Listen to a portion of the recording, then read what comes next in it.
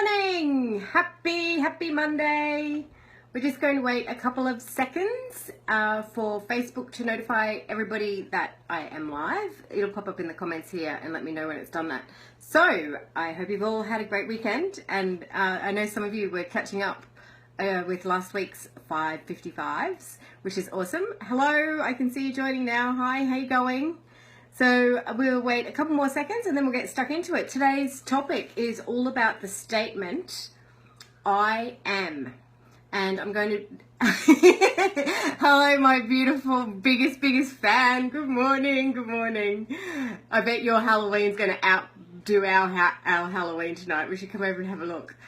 Anyway, so today's topic is about the statement, I am. And it is a statement that is used a lot in relation to changing your mindset. So you can get yourself into that position of changing your negative beliefs, negative patterning, and moving yourself into positive beliefs. So it's used a lot around affirmations, and even when you're visualizing and when you're manifesting and creating. So today I want to talk about, I had a question from somebody who was watching last week, Naomi in Brisbane, and her question was, I love having lots of I ams to say to myself throughout the day.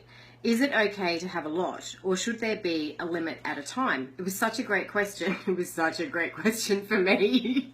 and you know, this is what these 555s are about. It's me sharing what's working for me and what's not working for me. And what doesn't work for me is having lots of I ams on the go at the moment. So if you've just tuned in and you're wondering why I keep saying I am, there was a 5-minute video last week about the statement I am. So go and have a look at that, and then come back and have a look at this one. Stay live, but you know, later. So there's, when I was writing the graphic for this, I realized is actually when you start to say that statement, there really is the good, the bad, and the ugly, because you get yourself into, and I'm going to use an example. I'll use an example for me in my own life. So we were in financial difficulty and challenge and struggle. And I've shared this story before, but you know, it was horrible. I was anxious, we were fighting, it was stressful, business was shit, blah, blah, blah. And it was a horrible time. And while I was learning about how to move through this phase of my life, one of the things that kept showing up for me was changing the way I was thinking and changing my patterning and using the words I am. And so, you know, I got this great I am saying, which was, I am financially abundant, money comes to me easily and constantly. So if you can imagine, your business hasn't quite taken off yet, your other business not quite so sure, and your husband has got an illness that's keeping him away from that right now. You've got a mortgage, you've got 3 children, you've got bills to pay, things are happening, you've got this overall, you know, $50,000 to $75,000 worth of personal consumer debt, consumer debt, personal and business. So saying that great phrase, I am financially abundant and money comes to me easily and constantly, guess what all I heard was the ugly. The ugly was, are you joking? Who do you think you are? You're not financially abundant. Have you checked your bank statement lately? What do you think is going to happen? Oh my God, did you know that we're in the middle of a financial crisis? Who do you think you are? Don't stop saying that. You are not financially abundant. Money does not come to you easily. It does not come to you consistently.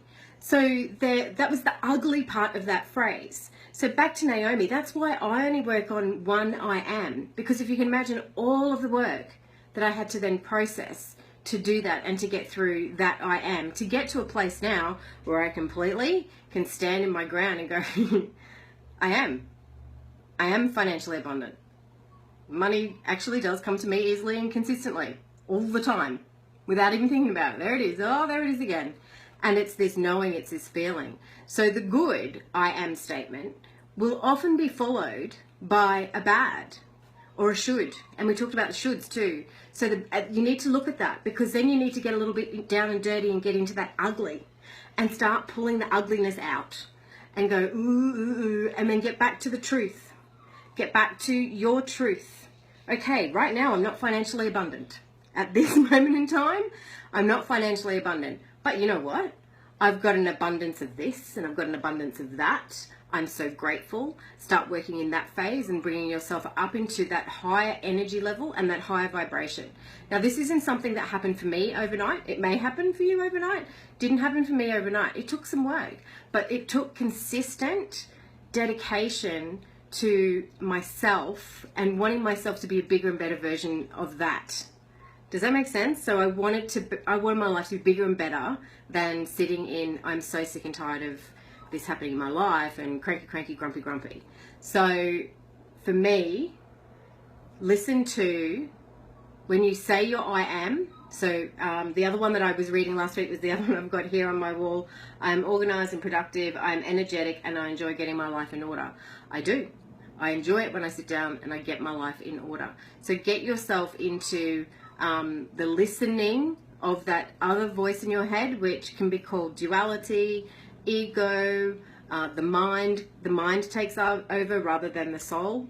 So listen and start working back that way. So Naomi, in answer to your question, I would work on one at a time until I could stand really clearly and confidently and unwaveringly. You know, nothing wavers. It just, I am financially abundant. I am lovely and I don't know, I am organized and productive. So feel it, know it, and believe it. Oh, I did 6 minutes. We're getting closer. Where's that Tattinger?